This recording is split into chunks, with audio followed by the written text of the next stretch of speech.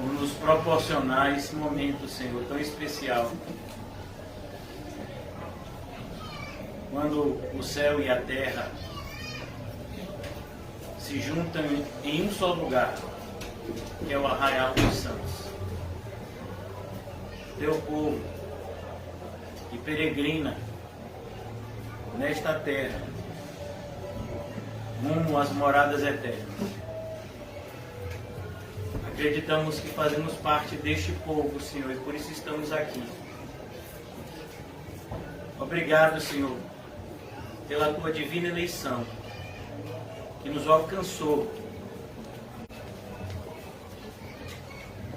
em graça.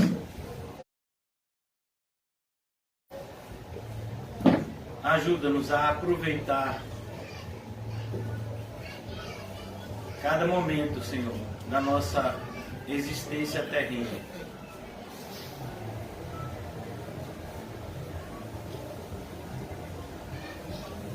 Que esses minutos que iremos passar aqui reunidos sirvam para abrir os nossos olhos e ouvidos espirituais, para que estejamos atentos ao que constantemente o Espírito tem a dizer à igreja.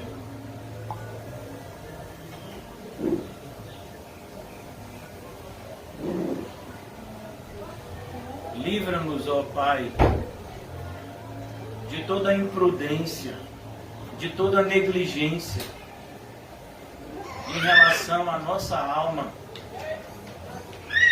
e à do nosso próximo. Em especial, nós apresentamos a vida do irmão Fábio, seus familiares.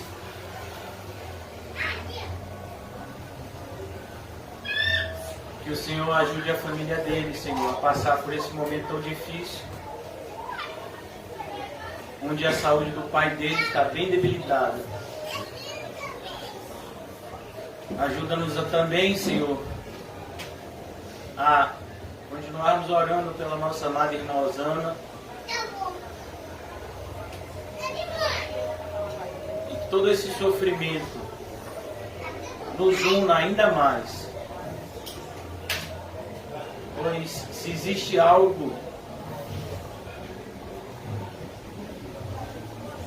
de qual todos nós estamos passando, são aflições. É uma marca do teu povo, uma vez que estamos em um ambiente que não é mais o nosso. Nós somos regenerados por tua graça e desejamos estar contigo em santidade. E lutamos constantemente contra nós mesmos, Senhor, contra as hostes espirituais do mal, para que possamos viver uma vida santa, que agrade ao Senhor e que nos faça feliz. Que na noite de hoje seja percebido por todos aqui que o Senhor é o nosso pastor. Ajuda-nos, Senhor. Em nome de Jesus, amém e graças a Deus. Amém, irmãos? Vamos abrir no Evangelho de Lucas, capítulo 6. Vamos continuar a nossa exposição de onde nós paramos na segunda-feira. E o título da nossa mensagem de hoje é uma pergunta que parece até meio que irrelevante, mas é uma pergunta extremamente importante para nós que somos seres espirituais, tendo uma experiência carnal. Nós somos seres espirituais. Nós não somos um corpo e temos uma alma. Nós somos uma alma e temos um corpo. Um corpo que tem limitações, um corpo que tem um período de tempo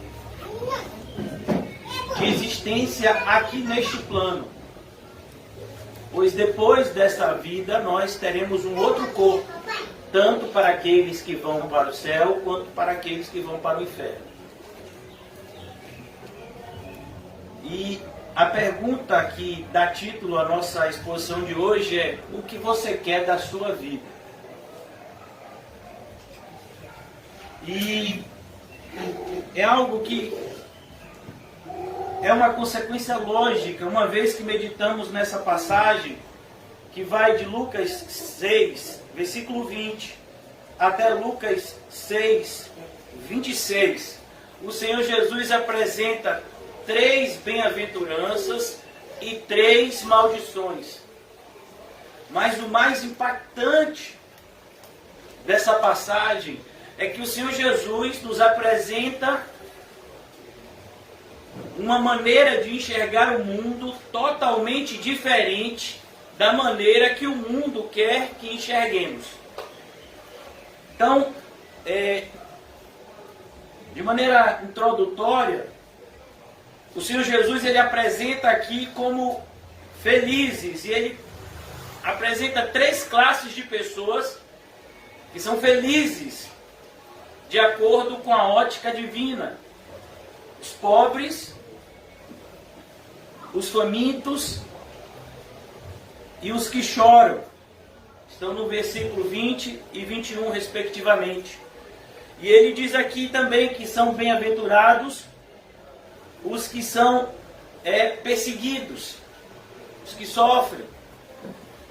E ele diz: ai de vós, os ricos. Então ele diz que há uma maldição em ser rico. Ai de vós, os que estão fartos, aqueles que conseguiram saciar tanto a sua fome quanto a sua sede. E ele diz: ai de vós, os que têm sucesso. Numa linguagem mais atual, é isso que o versículo 26 diz. Quando o Senhor Jesus diz: ai de vós quando vos louvarem, nosso mundo vê isso como alguém de sucesso. O que é uma pessoa que é louvada nos dias atuais? É uma pessoa que tem sucesso. Na nossa experiência moderna, então uma pessoa que tem milhões de seguidores nas mídias sociais é uma pessoa que tem sucesso. E esse louvor dos homens, consequentemente, vai refletir em ganhos materiais para essa pessoa. E o Senhor, então, ele diz: isso é perigoso. Mas aí a gente se pergunta: o que a gente quer da nossa vida? Será que a gente não quer ser rico? Tem alguma pessoa aqui hoje, sincera, que não queira um pouco mais de dinheiro? Sincera. Porque tem um monte de gente que está na igreja, mas é tão mentiroso que mente até para si mesmo. Não, eu estou satisfeito com o que eu tenho. Mentira. Você passou o dia todo invejando a casa do vizinho. Você passou o dia todo invejando a vida de tal pessoa. E você está dizendo para Deus que você está satisfeito. Você é mentiroso. Então, o Senhor, ele apresenta aqui algo que nós devemos nos examinar. O que é que a gente quer da nossa vida? Então, começando agora a nossa exposição, reflita ao longo de toda a exposição se de fato você entrou pela porta certa, do ponto de vista até físico. Porque se você quer uma igreja que pregue um evangelho de porta larga, você entrou na porta errada. Hoje, inclusive, eu tive dificuldade de estacionar, porque as igrejas estão todas abertas, inclusive até a católica. E não é por acaso que a porta dela é enorme. Então, dá para entrar todo mundo. Então, tome cuidado. Porque você tem que escolher, irmãos, aquilo que você se identifica. Para que você não se veja como Judas. Qual a diferença de Judas para Pedro? Pedro, ele era sincero.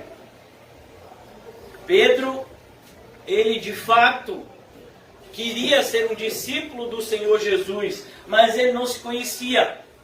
Então ele fez promessas que ele não pôde cumprir. E o Senhor então ajudou a Pedro a alcançar o que ele queria, que era ser discípulo. Judas nunca quis isso. Judas queria se dar bem. Judas queria uma vida boa aqui na terra. Então nós precisamos tomar cuidado. Porque se tem algo que nos define, são as nossas escolhas. As nossas escolhas, elas nos definem mais até do que falamos. Porque nós estamos numa época de crescente hipocrisia, aonde nós falamos coisas que efetivamente não sentimos. Falamos coisas para agradar as pessoas. Estamos vivendo uma época que existe até a mentira boa. Uma vez me disseram, não pastor, tem mentira que é para o bem. Porque eles falam a verdade para a pessoa vai ficar triste. E desde quando a mentira é para o bem? Se o pai da mentira é o diabo, como é que pode surgir algo de bom de uma mentira? Mas a pessoa fica feliz quando a gente mente para ela. É como um diabético comendo chocolate. Ele fica feliz comendo chocolate. Mas depois ele vai ser internado, de repente ele vai perder a perna, ele perde o pé, ele perde a mão, fica cego. A diabetes faz tudo isso para a pessoa que insiste em comer o que não deveria, em virtude da sua saúde. No momento em que a pessoa está comendo, ela está satisfeita, ela está feliz. Mas a consequência vem logo. E no mundo espiritual, irmãos, é algo muito semelhante. A ponto do apóstolo Paulo ter que, lançar isso no rosto da igreja dos Gálatas, que haviam abandonado o verdadeiro evangelho. E ele diz, na carta aos Gálatas, no final dela, não se enganem, o que o homem plantar é exatamente o que ele vai colher. Então nós queremos acreditar que podemos plantar coisas ruins, mas que nós vamos colher coisas boas. Às vezes a gente fala assim, eu não sei porque eu estou passando por isso hoje. Você se lembra do que você tem plantado há um ano? É o que você está colhendo agora. O que você tem plantado nesse ano de 2021? Eu não vou nem muito longe. A gente está em agosto de 2021. Então, o que você plantou nesse ano? Você está colhendo. Eu não entendo por que isso. Como assim você não entende? Você está colhendo o que você plantou. Não se engane. Então aqui o Senhor Jesus, ele apresenta essa verdade de maneira muito clara, para que aquele que quiser se enganar, ele vai se enganar porque quer. Porque a verdade é simples.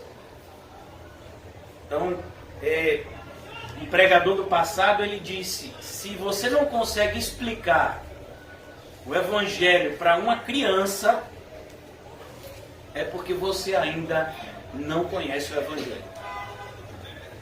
O evangelho é algo simples. É Jesus Cristo morrendo por pecadores miseráveis. Mas não somente isso, mas é Jesus Cristo regenerando pecadores e concedendo a eles uma nova vida, uma nova forma de viver. Porque muitas vezes a gente fica nessa questão de que Jesus Cristo morreu pelos meus pecados. Eu sei, para que você viva agora, para a glória dele, e não viver manifestamente em pecado. Quer dizer que a gente vai pecar mais ainda? Paulo, inclusive, faz esse questionamento. E ele mesmo responde, claro que não. Por acaso é Jesus ministro do pecado? Então, vou pecar, porque eu creio que Jesus morreu pelo meu pecado. Então eu vou pecar. E eu estou salvo. Não, claro que não. Por isso que tantos alertas na Bíblia em relação a isso. Isso tem algo que pode, de certa forma, atingir todas as áreas da vida de uma pessoa, na sua experiência aqui na terra, é o que Jesus Cristo coloca aqui. Versículo 20. Então, olhando para os seus discípulos, eu já falei isso na segunda-feira, vou repetir isso agora. Jesus, ele fala com os seus discípulos. Jesus, ele pratica aquilo que ele ensina. Então, no Evangelho de Mateus, Jesus Cristo nos ensinou: não dê a pérolas aos porcos e nem as coisas santas aos cães. Jesus Cristo ensina o que ele pratica. Por isso que Jesus Cristo não se preocupava em deixar as coisas claras para os fariseus, por exemplo. Porque ele sabia muito bem a intenção desses homens ímpios. Mas em relação aos seus discípulos, Jesus Cristo estava sempre ensinando a eles, para que eles pudessem entender cada vez mais do projeto de Deus para a vida deles.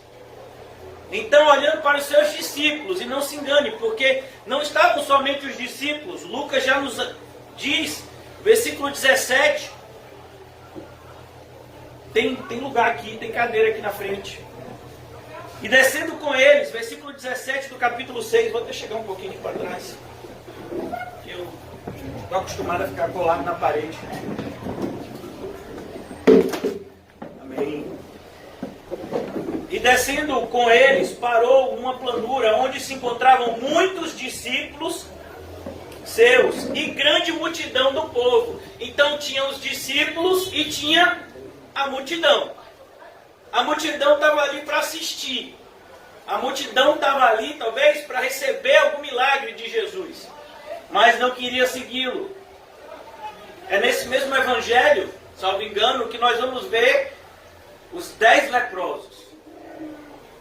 Tem gente que tem fé para ser curado, mas não tem fé para seguir a Jesus. Muitos são assim. Então, olhando ele para os seus discípulos, disse-lhes: bem-aventurado vós, os pobres. Eu quero que fique bem claro, não é qualquer tipo de pobreza que Jesus Cristo está abençoando aqui. Jesus Cristo está abençoando a pobreza daqueles que, por amor a Cristo, eles trocam os tesouros da terra por tesouro do céu. Nós vivemos em um país, nós estamos vivendo um momento no mundo onde a pobreza tem atingido níveis alarmantes. Mas essas pessoas, a maioria delas que são pobres, elas não são abençoadas. Muito pelo contrário, elas são ímpias, elas são perversas. E elas querem fazer todo o possível para fugir quanto antes do estado de pobreza.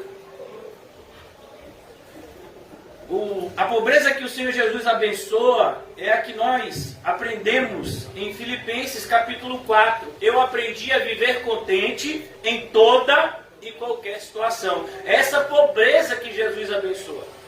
O apóstolo Paulo diz: quando o Senhor me deu muito, eu soube o que fazer pelo Espírito. E quando eu passei por momentos de grande escassez, eu também soube o que fazer pelo Espírito. Eu posso todas as coisas, porque Cristo Jesus, o meu Senhor, me ajuda a passar por elas. Então é essa pobreza que Jesus abençoa. Como nós já aprendemos com João Batista. João, o que nós devemos fazer? Nós queremos seguir o caminho de Deus. O que devemos fazer? Você tem 2 túnicas, divida com quem não tem. Faça a mesma coisa com o alimento. Então, de repente, você ia comer mais, mas agora você vai comer menos, para que aquele que não tem nada tenha alguma coisa. Você que come 4 pães na janta, você vai comer agora 2, para que aquele que não come nenhum, coma 2 também. Mas pastor, eu não posso comer 3 e dar 1 para aquele que não comeu nenhum? Nossa. Eu já vi que você, com esse pensamento, não foi alcançado pela graça de Deus. Porque eu desejo para o meu semelhante o que eu desejo para mim. Então, você pode até dar 3 para ele e ficar com 1 se você quiser, se você tiver dessa graça. Misericórdia. Mas dá menos. Então, está aí a hipocrisia pedindo aplausos. Então, bem-aventurado vocês pobres, pobres por amor a Cristo. Não é a pobreza pela pobreza, é a pobreza por aqueles que decidiram seguir a Cristo e por conta disso perderam. Vamos imaginar, por exemplo, um comerciante que se converte. Consequentemente, irmão, os seus lucros vão diminuir. Ah, mas se Deus quiser, ele vai ganhar muito dinheiro. Pode até ganhar. Mas ele não vai ganhar tanto quanto o desonesto. Porque o desonesto faz coisas desonestas. O perverso faz coisas perversas. Então aqui ele diz, vocês são pobres, vocês ficaram pobres. Vocês agora têm menos, porque vocês entraram pela porta estreita. Vocês estão andando por um caminho apertado. Mas fiquem tranquilos, porque vocês estão no caminho certo, que leva à vida eterna. Jesus fala isso em Mateus, no capítulo 7, se eu não me engano. Então aqui, bem-aventurados vocês pobres, porque vosso é o reino de Deus. Olha o que Jesus quer mostrar para a gente. A bem-aventurança não é a pobreza em si, mas é a riqueza de se andar com Jesus aqui na terra, tendo a certeza que vai passar a eternidade com Ele no céu. Então é aquela pobreza que na verdade é uma riqueza. O próprio Jesus ensina isso por meio de uma parábola. Ele diz, é como um homem que andando, ele encontrou um tesouro num campo. Então ele foi lá e ele pegou tudo que ele tinha. Então ele ficou pobre. E ele comprou aquele campo. Mas ele ficou triste? Não, ele ficou feliz. Porque ele achou o tesouro. É como um homem que trabalhava com pedras preciosas e ele encontrou a pérola perfeita. Ele foi lá e ele vendeu metade do que tinha? Não, ele vendeu tudo o que tinha. E comprou a pérola e se alegrou. Esse tipo de pobreza que Jesus abençoa é quando você escolhe ter menos, porque Jesus é muito mais. Como disse um irmão nosso, Jesus é muito mais que tudo. Difícil é viver o dia a dia falando essa frase quando as notas de real vão voando da carteira. Se é que elas chegam lá. Bem-aventurado vocês que estão tendo menos. Bem-aventurado vocês que correm o risco de ter muito menos. Fiquem tranquilos. É só por um tempo. João capítulo 16, versículo 33, o Senhor Jesus diz, no mundo tereis aflições. Perceba, o seu dinheiro, se você é um cristão, não vai impedir você de ter aflições. Glória a Deus. Não vai impedir. Você pode ter até uma condição financeira. Mas as aflições que você como cristão vai passar, o dinheiro não vão impedir isso. No mundo tereis aflições. Tenha um bom ânimo. A palavra ânimo significa fôlego, respirar. Jesus está dizendo, tenham fôlego. Não percam o fôlego. Continuem, não percam o primeiro amor. Não olhem para trás como a mulher de Ló. Não vendam a Jesus como Judas. Tenham bom ânimo, pois aquele que perseverar até o fim será salvo. Esse. Mas aquele que perseverar até quase o fim. Ô pastor, eu fui crente, aí de repente eu cheguei até os 70, 80 anos, eu decidi me aposentar. Então eu sou crente agora aposentado do cristianismo. Mas eu acredito que todos os meus anos, 60 anos de cristianismo, eles já garantem a minha salvação, né? Não, meu filho. Se você vivesse 900 anos de cristianismo e no último dia você tirasse férias, você ia para o inferno. Porque um crente de verdade, não é que ele não tira férias, ele não deseja tirar férias. Porque a única coisa que faz feliz ele aqui na terra é Cristo. E aí Jesus agora, andando nessa mesma direção, ele é mais detalhista. Porque muitas vezes a gente passa por pobreza, mas, por exemplo, Na nossa cidade, você não vai encontrar pessoas morrendo de fome. Pastor, mas essas pessoas que são usuárias de droga, elas estão muito magras. Mas elas não estão magras porque elas não têm comida para comer. Elas estão magras porque o consumo das drogas faz com que elas não tenham fome. Muito pelo contrário, tenham o desejo de consumir mais droga ainda. Mas nós vivemos em um país onde, pelo menos nas capitais, você não vê gente passando fome. A maioria dos restaurantes, eles distribuem a comida no final. As pessoas que ficam na sinaleira dificilmente vão deixar de receber alguma coisa. Não sei se você já passou. Eu, como sou uma pessoa que não tem o que fazer, porque eu sou pastor, né? Então, pastor, você faz o quê? Eu sou pastor. Ah, você não faz nada. Normalmente é assim que as pessoas interpretam. Então, você observa as coisas. Você já observou alguém na sinaleira? Eu já. Então, uma pessoa que anda na terra, indo para o céu, ele está sempre atento a tudo e todos. Então, todas as pessoas que estão na sinaleira, todas elas têm alguma comida. Mas elas estão lá, estou com fome. Irmãos, 99% daquelas pessoas que estão pedindo dinheiro é para gastar com coisas que não são alimento.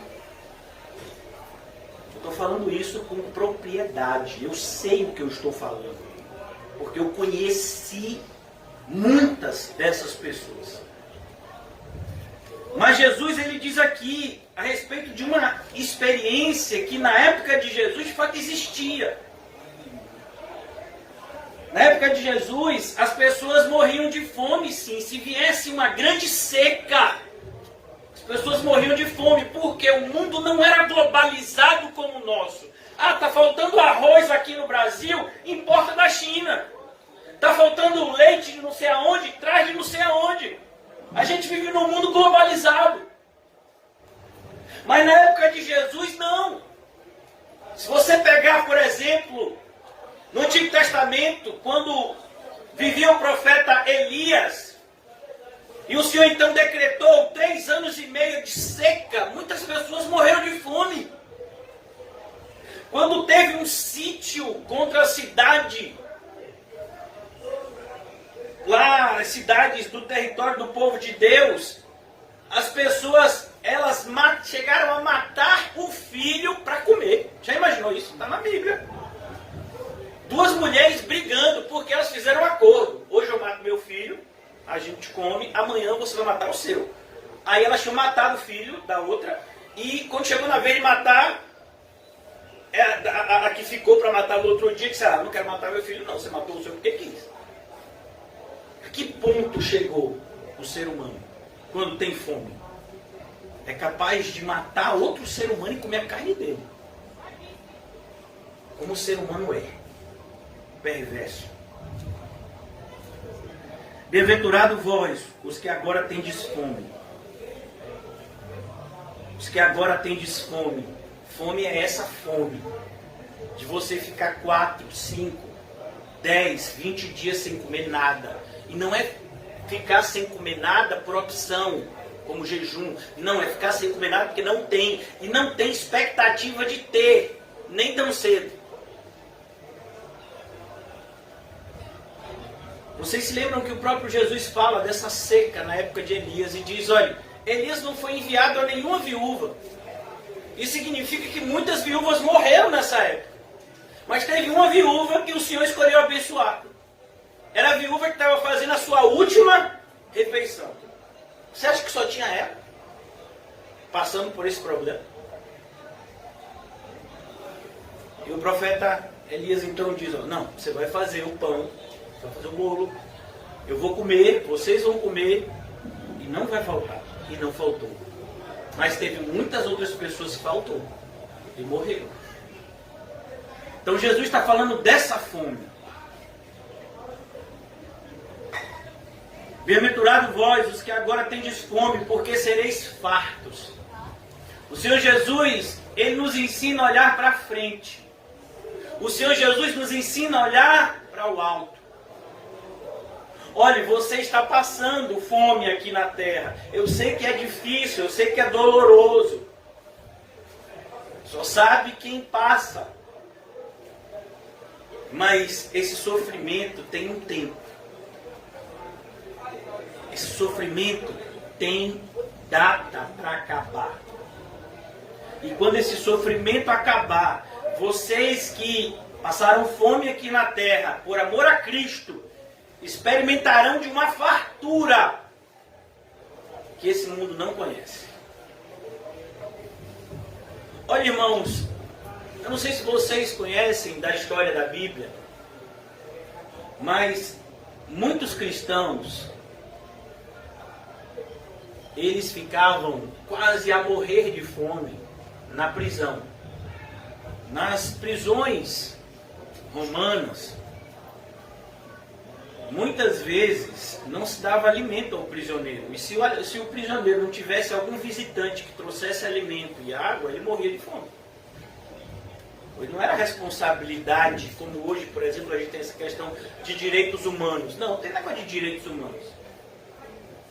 Então, aqui ele diz, olha, você pode chegar a esse limite aqui, mas se você tem Cristo, Ele vai te saciar por outro meio, por meio da palavra de Deus. Foi isso que o Senhor Jesus nos ensinou. Nem só de pão viverá o homem, mas ele viverá de toda palavra que procede da boca de Deus. Tem um filme que retrata uma aldeia que estava passando por um processo de estiagem muito grande, estava sem alimento. E eles souberam que iam ser visitados por missionários cristãos. Então eles pegaram um pouquinho, um resto de nada de alimento e guardaram. E esses missionários, 2 missionários chegaram nessa aldeia e tinham um pouquinho de arroz. E eles estavam com bastante fome, eles fizeram uma viagem de alguns dias. E aí eles foram comendo aquele pouquinho de arroz, até meio que sem graça, né? Porque era pouca comida. Mas eles observaram que ninguém mais estava comendo nada. E era horário do almoço. E se vocês não vão comer? E a resposta das pessoas, por meio do seu ancião, foi assim, algo que me marcou. A resposta foi, a gente vai comer aquilo que sai da boca de vocês. Isso é crente. Percebeu como o nosso cristianismo é um cristianismo muitas vezes deficiente? É por isso que se as panelas começarem a voar na sua casa, ou se alguém endemoniado bater na sua porta, você vai chorar e vai se tremer. Por quê? Porque você não tem Deus na sua vida. Porque se você tivesse Deus na sua vida, a esse ponto, podia ser o demônio que tivesse, o demônio ia correr de você, como corria de Paulo. O demônio corria de um pedaço de roupa de Paulo. Você imaginou isso? Quando ele estava em Éfeso. Está vindo um pedaço de roupa de Paulo. O demônio corria. Mas hoje não. Hoje são os crentes que correm dos demônios. Com medo. Por quê? Porque o cristianismo é um cristianismo de Araque. É um cristianismo que não é de verdade. Que não é palpável, como diz Tiago. Vocês têm fé? Me mostra a fé. Me mostra. Eu estou vendo aqui. Essa toalha é real. Eu toco nela. Cadê a sua fé? Tiago diz, eu mostro a minha fé. Cadê a sua fé? A fé sem obras é morta. Está na Bíblia. Aí a gente acredita no cristianismo do século 21, que a gente diz assim, não me julgue, eu tenho uma fé lá no meu coração e Deus sabe disso. Mentira! Você é um mentiroso. E você é o pior tipo de mentiroso, é aquele que está mentindo para si mesmo. Porque naquele grande dia, a sua mentira é que vai te condenar. Você vai estar diante do Senhor Jesus nessa expectativa fraudulenta de entrar no céu e o Senhor Jesus vai olhar para você e vai dizer, você está achando que você vai entrar aqui? Por quê? Eu não te conheço. Como assim, Jesus? Eu sou crente, eu sempre tive você aqui no meu coração. Você nunca viveu o cristianismo. Você está dizendo para mim que você vai entrar no céu por quê? Está escrito em Mateus capítulo 7, irmãos. Vocês me chamam de Senhor? Por quê? Vocês não fazem o que eu mando. Esse é o cristianismo do século XXI. A gente canta um louvor herético e se emociona. Quem me viu passando pela prova e não me ajudou, quando me vê na bênção vai se arrepender. Meu Deus do céu, quem canta isso é o diabo. É o diabo que tem esse tipo de sentimento, de raiva de quem não ajudou. A gente não, a gente tem a misericórdia e compaixão. Você me viu passando pela prova e não me ajudou? Pois quando você passar pela prova, eu vou te ajudar, porque Jesus me diz que quando o teu inimigo tiver fome, dá ele de comer. Quando o teu inimigo tiver sede, dá ele de beber. Jesus disse isso. E Jesus disse mais: fazei o bem e amai os que vos odeiam. Glória a Deus. Aí vem alguém, faz uma música dessa, ganha não sei quantos milhões, e os crentes tudo cantam essa música e ainda choram. Eu estou chorando, meu irmão. Você não tem compaixão do meu choro. Esse choro falso. Esse choro diabólico. Que tudo que você quer é sair dessa experiência negativa para passar por cima daqueles que não te ajudaram. Ah, você vai ver, né? Deixa eu ganhar meu dinheiro. Deixa eu entrar o 13º que você vai ver. Deixa sair aquela minha causa na justiça que você vai ver. Esse é o tipo de crente de hoje em dia. Bem-aventurado vós, os que agora tendes fome, vocês serão fartos. O Senhor Jesus, Ele está dizendo, olha, vocês precisam decidir o que vocês querem. Eu nunca chamei vocês para um caminho fácil. Eu disse para vocês que o caminho é difícil. Em outra passagem, algumas pessoas querem se tornar discípulos de Jesus, e Jesus diz, pensem bem, porque as raposas têm os seus covis, os pássaros têm os seus ninhos, mas o Filho do Homem não tem onde reclinar a sua cabeça. Você quer ser meu discípulo? Você está preparado para passar dificuldade? Ah, Jesus, eu estou aqui na igreja e já tem um tempo e não tem comida. Oh, meu irmão, Jesus nunca prometeu isso não. Bem-aventurado vós, os que agora chorais. Mas não é qualquer tipo de choro. Ah, eu estou chorando. Sabe por que eu estou chorando? Porque o meu namorado ímpio terminou comigo, pastor. Ou minha namorada ímpia terminou comigo. E vem cá, e você namorava com ímpio e era crente? Deixa eu lhe dizer que você nunca foi. Não, eu era crente. Eu sou crente. Não é que não era, não. Eu sou crente. E Deus me disse que tinha... Eu conheci uma senhora, irmãos, que ela teve a cara de pau de me dizer que 3 vezes Deus falou que o namorado tinha promessa de Deus. Eu disse, minha senhora, namoro não é estratégia de evangelismo, não. Ela ficou ofendida e nunca mais quis conversa comigo. É uma das muitas. Bem-aventurado vós que chorais. Sabe por que você chora, irmãos? Porque você tem que arrancar a sua mão. Alguém aqui já teve a experiência de ter que desencravar a unha? Oh, Deus. Mas não é outra pessoa desencravando, não. É você mesmo. Quando é outra pessoa, ainda vai. Porque a outra pessoa vai lá, né? E aí você pega a sua mão e... Ô, irmão, esse negócio de você ser grande assim não é bom, não. Uma vez a moça foi desencravar, olhou pra mim e disse, tá doendo. Meu irmão, tava doendo demais, eu queria levantar da cadeira e sair correndo. Aí a moça olhou pra mim e disse, não, só um pouquinho. Imagine a experiência de você cortar a sua mão. Como assim cortar a sua mão? Mas não é o que Jesus falou, a tua mão te faz pecar. O apóstolo Paulo, ele diz, e eu esmurro, no presente, ele conjuga o verbo no presente, algo que ele fazia e faz, ele fazia e continuava fazendo. Eu esmurro o meu próprio corpo, para que naquilo que eu pregue, eu não seja encontrado reprovado. É como, por exemplo, olha, irmão, eu acho um absurdo um professor de matemática pegar uma prova do Enem e errar uma questão.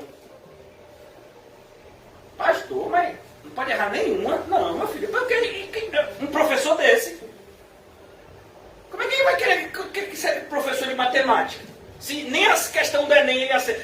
Ele não tem obrigação de acertar de história, história, de química, de física, essas daí ele não tem obrigação. Mas de matemática, ele não é professor de matemática. Erra uma questão. Pelo amor de Deus, então vai fazer outra coisa, meu filho. Então, um cristão, irmãos, que sabe. Porque assim, não é que você é perfeito, mas assim, uma marca do cristão é que ele está lutando contra a sua imperfeição. Ele não aceita ela. Pastor, eu não tenho uma vida de oração como eu queria. E isso dói. Amém. Se você não está sentindo dor por isso, então talvez você tenha que repensar seu cristianismo. Pastor, eu sinto dor porque às vezes tem coisas da Bíblia que eu ainda não conheço. Você devia chorar. Você sabia que o apóstolo João chorou? José já ensinou pra gente. Tinha um livrinho lá em Apocalipse e o livro estava fechado.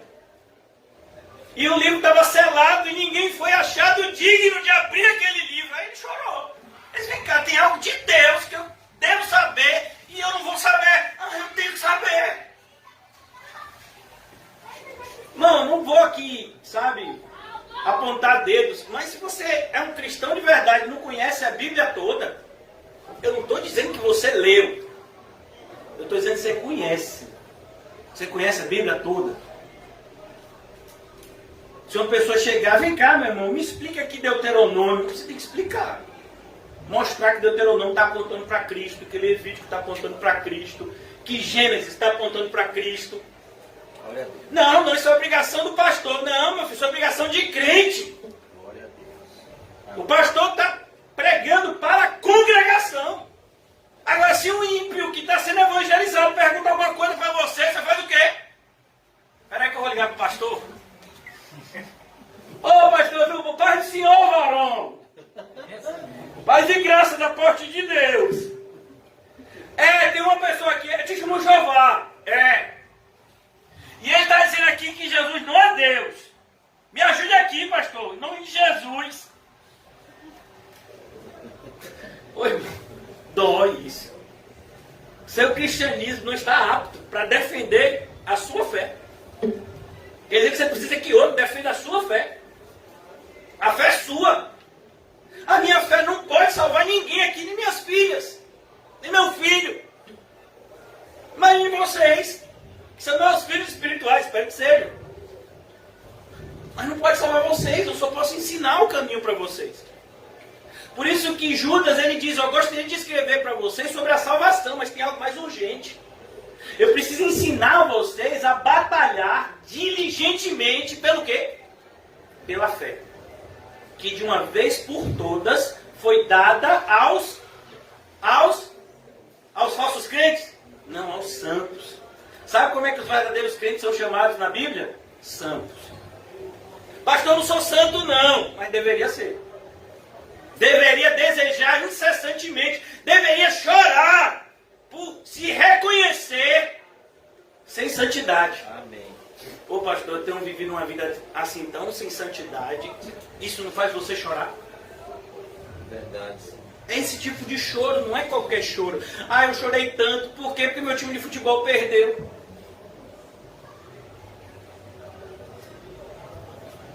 É um absurdo, irmãos. Sabe? Um absurdo que a gente vê hoje nas igrejas. As pessoas chorando, as pessoas, sabe, por tanta futilidade, tanta bobagem. E o problema não é só você chorar pelo que não deveria, é porque você não chora pelo que deveria. Se a gente fizesse aqui 10 perguntas assim básicas de cristianismo aqui, não é pergunta de Bíblia, não. Onde é que está na Bíblia essa bobagem? Não. É em relação a coisas que você deveria viver e fazer e você não faz. Vem cá, você não está vivendo dessa forma e você se sente bem consigo mesmo? Eu vou dar só um exemplo. Eu tenho certeza que todos que estão aqui, se são crentes, tem alguém que não gosta de você, ou alguém, no meu caso, né? Tem alguém que não gostam de vocês. E fazem questão que você saiba que não gosta de você. Porque tem gente que não gosta de você e ainda faz o meio de campo. Mas tem gente, meu filho, que já atingiu um patamar, que ele não gosta de você e quer que você saiba que ele não gosta de você. E aí, o que é que você sente por essa pessoa? Caramba, pastor, eu tenho que ser sincero, eu ainda não atingi esse patamar. Que patamar? De crente? Porque não tem assim, eu sou um crente de terceira divisão, pastor. Não, então você está reprovado. Quem quase passou no Enem, não passou. Quem quase, eu acho, sabe, irmãos, eu acho muita cara de pau. Eu não sei qual é a média hoje em dia, porque isso é muito variável, né? Mas a média de escola, vamos imaginar que você tem, na sua escola, a média é 6. E aí no final do ano, na minha época eram 4 unidades, agora só são 3. Olha como as coisas estão facilitando. E aí você tem 3 unidades, nas 3 unidades você ficou com a média 5,9. Aí você diz, a professora me reprovou por um teste. Você não tem vergonha na cara não, hein? Você deixou de passar por 4 pontos, sem vergonha. Não foi um 10º que te reprovou, não.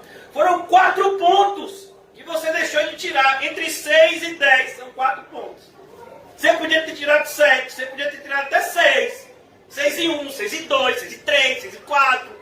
7 e 1, 7 e 2, 7 e 3, 7 e 4. Você podia ter tirado 10.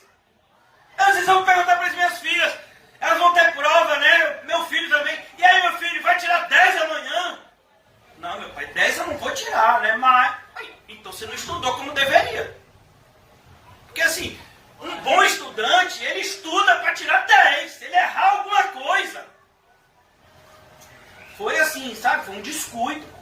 Agora a pessoa diz, eu estudei para tirar 8. É claro que você vai tirar 6. 5. Eu estudei para tirar 6. Você vai tirar 3, meu filho. Você acha que você vai atingir a nota que você achava que ia? Então você não se conhece. Então, a Bíblia traz esse patamar. Olha, você tem que amar os que te odeiam, você tem que orar para os que te perseguem. Você tem que fazer o bem aos que te fazem mal. Pastor, eu não consigo fazer isso. E você chora por não conseguir. É esse choro que Jesus está falando. Quantas horas você já chorou de noite quando você vai orar? Porque, irmãos, quando a gente ora, papai conversa com a gente. Glória a Deus. E fala. Porque Deus fala a verdade. Amém. O Espírito Santo não é acusador. Mas o Espírito Santo, ele ilumina as partes da nossa vida que estão em trevas. Glória a Deus.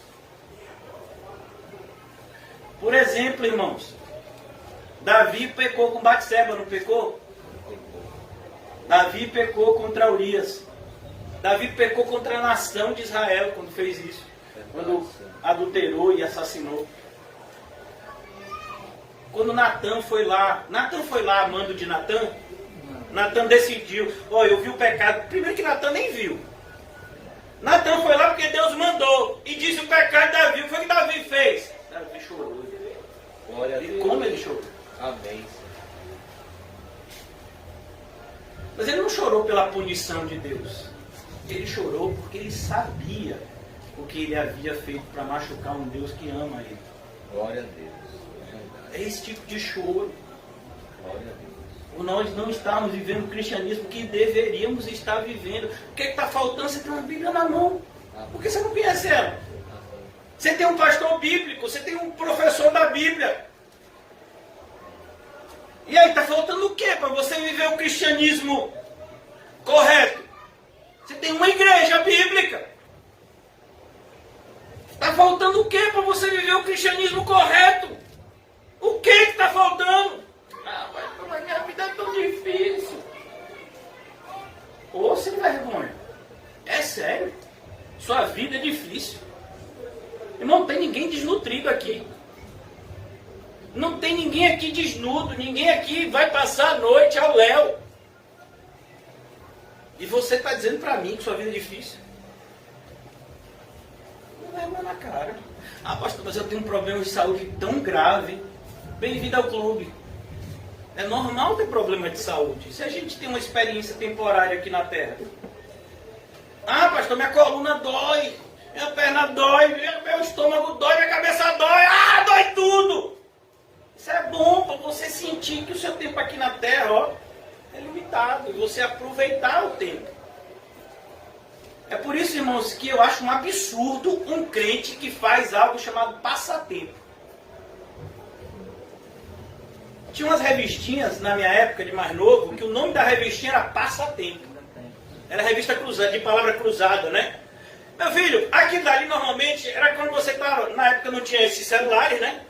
Então você estava numa rodoviária, no aeroporto, tinha um monte de gente que comprava aquele negócio. Por quê? O voo só vai sair daqui a 10 horas, o ônibus só vai sair no outro dia. Você compra uma revista daquela e fica, passando o tempo.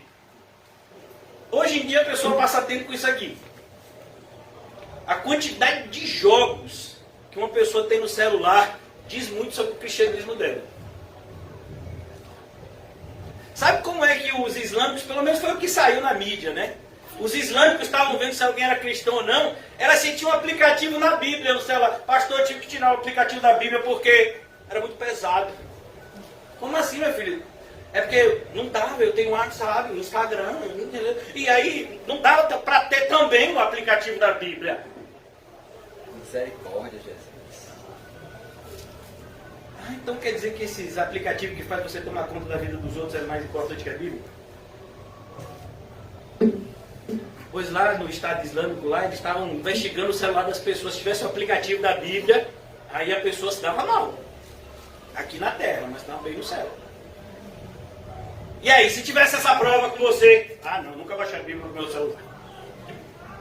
Eu gosto do papel. Eu também gosto do papel, meu filho. Mas eu também tenho aqui.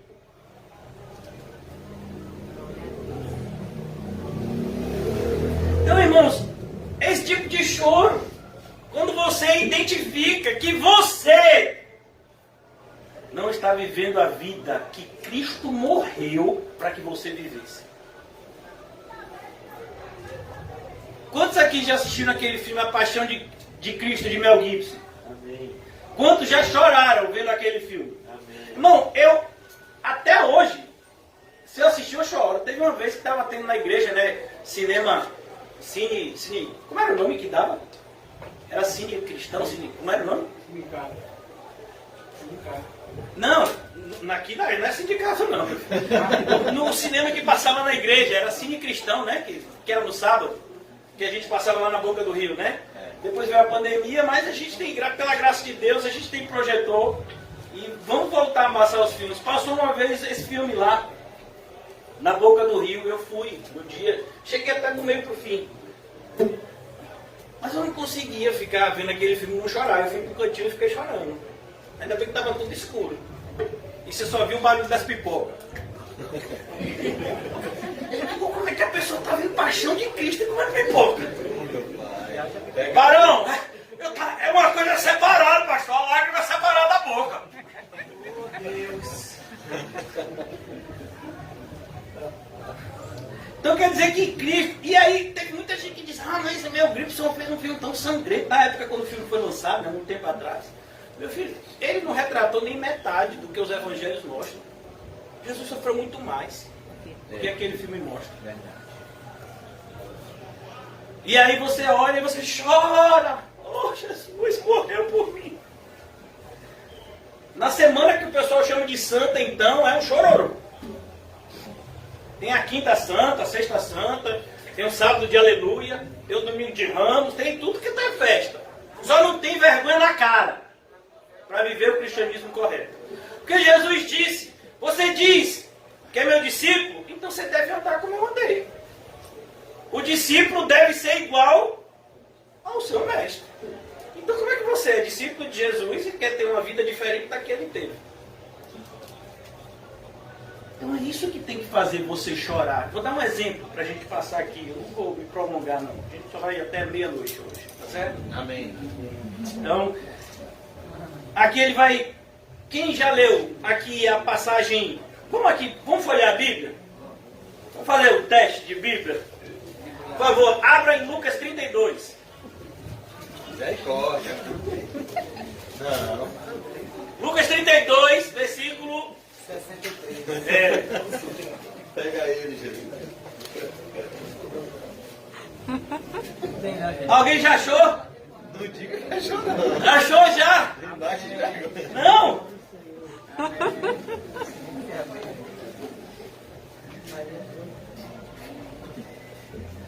Lucas capítulo de número 22, versículo 61. A partir do 60. Lucas 22, 60. Pastor, tem 60? Tem. Pode procurar que tem. Pastor, tem mesmo? Tem. Versículo 60 de Lucas 22. Ah, mas esse Lucas escrevia, viu? Tem uns capítulos longos, né?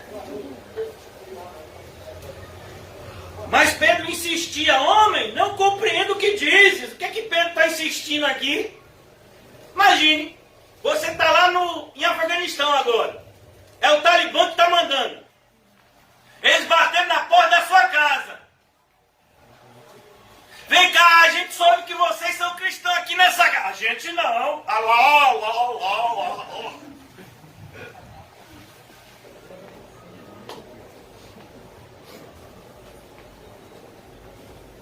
Pastor, eu fiz isso para salvar minha família.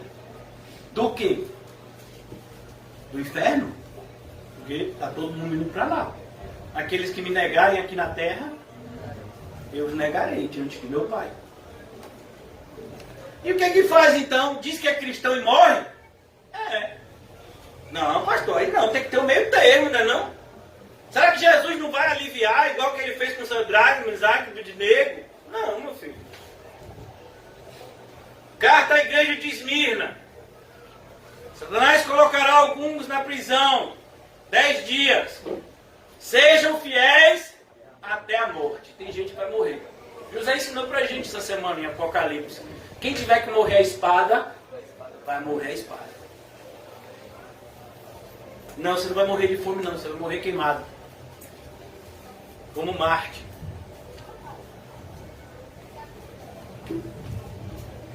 Então, voltando-se, o Senhor fixou os olhos em Pedro. E isso eu acho tão lindo, irmãos. Só Lucas que coloca essa parte. Jesus está surrado aqui. Jesus está sangrando. Ele já tinha sido espancado, muito espancado.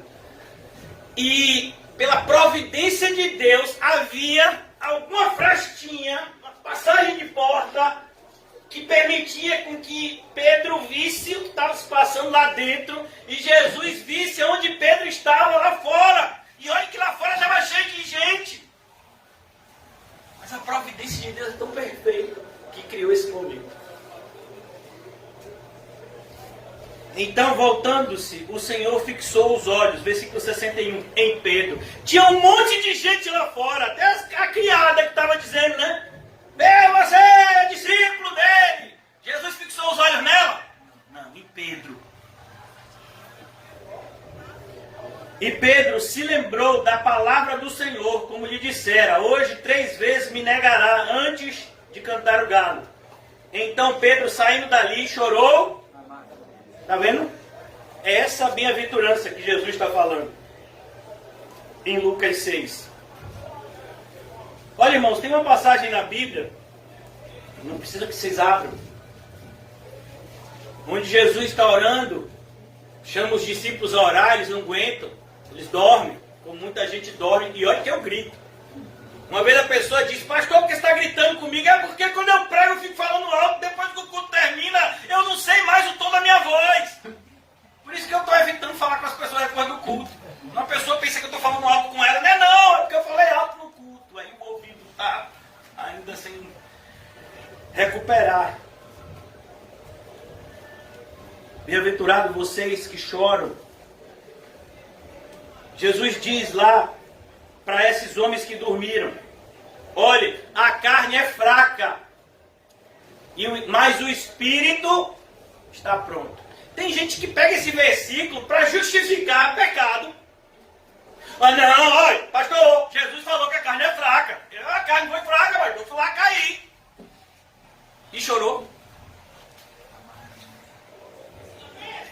Você não chora porque a carne é fraca, não? Você não chora, não? Então, saber a bem-aventurança não é para você. Se choro porque a carne é fraca. esse choro, porque quando você olha como Asaf para a prosperidade do ímpio, às vezes você quase deseja, se é que você não já desejou, hoje, a bola de sorvete do ímpio que passou aí na frente. Mas, gente, se a gente está desejando uma bola de sorvete, bem-aventurado vocês que choram, você chorar por isso. Pastor, olha pastor, aqui no Alto das Pombas tá uma imoralidade. Eu mesmo quando vim para cá, vim segurando a mão de minha filha, pessoas, eu acho que eram crianças da idade dela, se não for mais novo, 4, 5 andando assim. Irmãos, de cada 5 palavras, 5 era palavrão. Cara, mas que é isso? Onde foi que aprendeu? Em casa. Os pais devem falar da mesma forma. E vem cá, irmão, você tem vivido num mundo que é imoralidade, falso evangelho dominando. E você não chora por isso. As pessoas estão morrendo indo para o inferno e você dá risada. Esse tipo de choro. Às vezes a gente não compreende, mas um evangelista puritano, ele chorando em uma das suas orações no campo missionário, ele diz: Senhor, alcança a alma dessas pessoas ou então me mata. Você diz: que prepotência. A gente não pode salvar a alma de ninguém, mas a gente deveria ter desejo das pessoas serem salvas. Se você não tem esse desejo de que outros sejam salvos, talvez você mesmo não seja. Eu faço de tudo para com todos, para, se possível, salvar alguns. Quando Paulo repreende os inimigos da cruz de Cristo em Filipenses, capítulo 3, ele diz que repreendeu essas pessoas como? Chorando. Paulo não chorou quando apanhou, chorou. Não, quando Paulo apanhou lá em Filipos e ficou preso, ele foi orar e cantar. Mas Paulo chorou quando precisou repreender irmãos na igreja que estavam vivendo uma vida errada. Ele chorou. Esse é o choro que Jesus está abençoando aqui. Então você precisa revisar o seu choro. Porque às vezes a gente tem chorado por banalidades. Dá um exemplo aqui que muitas pessoas vão se escandalizar. O exemplo que eu dei a vocês no começo de Davi. Você lembra que Davi pecou? E Natan disse: olha, seu filho vai morrer. O filho que você teve com Batseba vai morrer. E o menino, ele não morreu no útero de Batseba. Ele não foi natimorto, não. Ele nasceu com vida. Mas ele teve uma enfermidade nos primeiros dias e morreu. Ficou entre a vida e a morte alguns dias e depois morreu. Após Davi jejuar e orar por algum tempo, até que o menino morreu. E aí quando o menino morreu, o pessoal disse: rapaz, Davi estava sem comer, orando. Agora que o menino morreu, o pessoal estava até sem jeito de dar notícia. Quando deram a notícia, o que foi que Davi fez? Tomou banho, meu filho, lavou a cara e foi comer.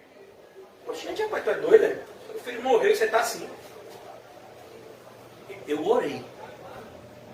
Eu me quebrantei diante do Senhor, porque eu sabia que isso era consequência do meu pecado. Mas agora que o Senhor exerceu sua vontade, eu vou chorar.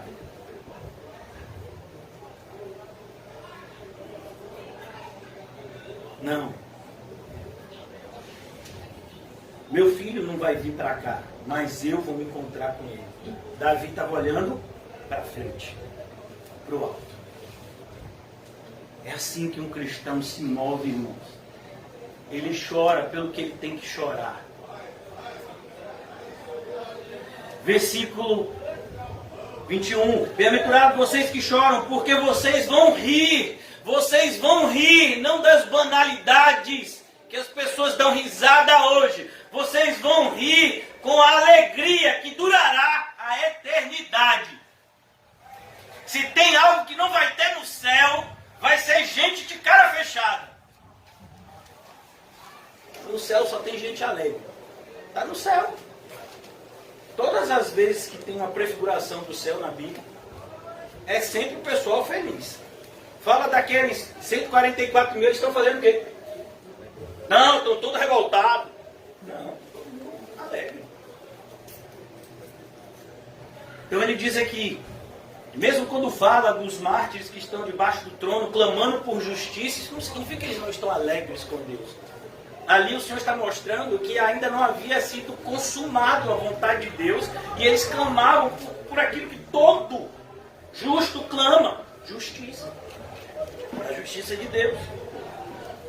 Mas eles estavam felizes com Cristo. Eles estavam no lugar mais perto de Deus que existe, debaixo do trono. Imagina.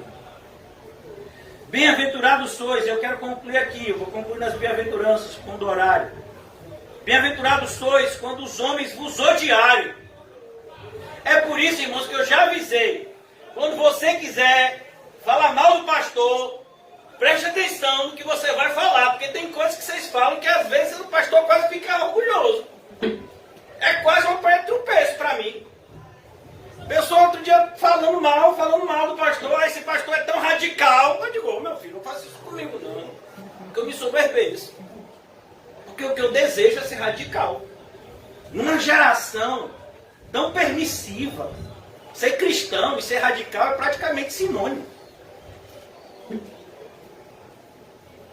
Então, bem-aventurados sois quando os homens vos odiarem.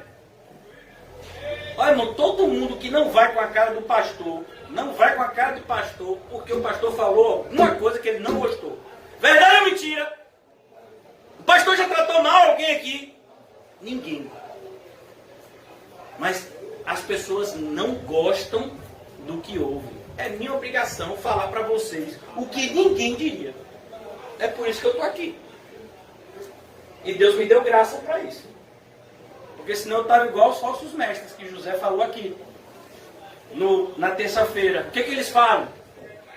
Para o mundo, o que o mundo quer ouvir, quem é que ouve eles? O mundo. O mundo aonde? Dentro da igreja.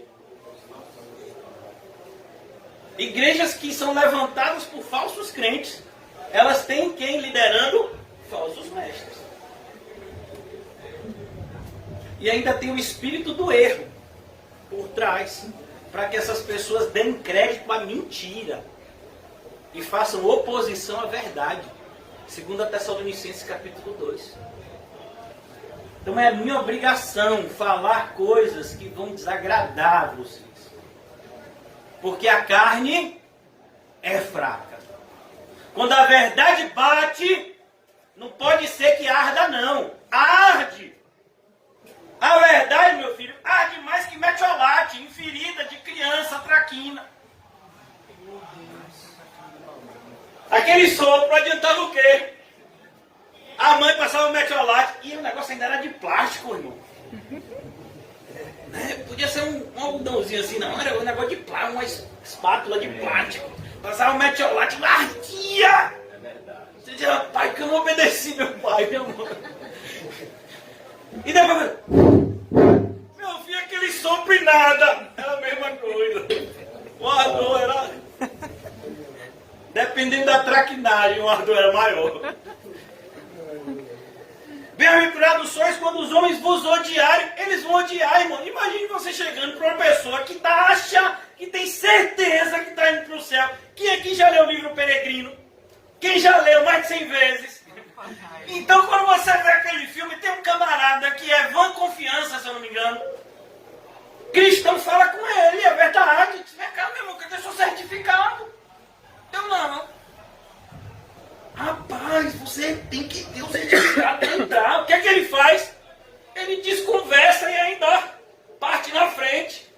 Ele não quer a companhia de cristão, ele despreza a companhia de cristão. Sim ou não? Sim. Vocês já leram o livro, ou já viram o filme, o desenho bíblico. Ele despreza, por quê? Porque a companhia de cristão é uma pregação ininterrupta para ele, dizendo, você está errado. Você acha que o pessoal da geração de Noé sentia o que por ele? Carinho? Ah, a gente gosta tanto de Noé. Ele está fazendo um barco. Gente boa, Noé. É bem gente boa. Já Noé e a gente, ó. juntinho.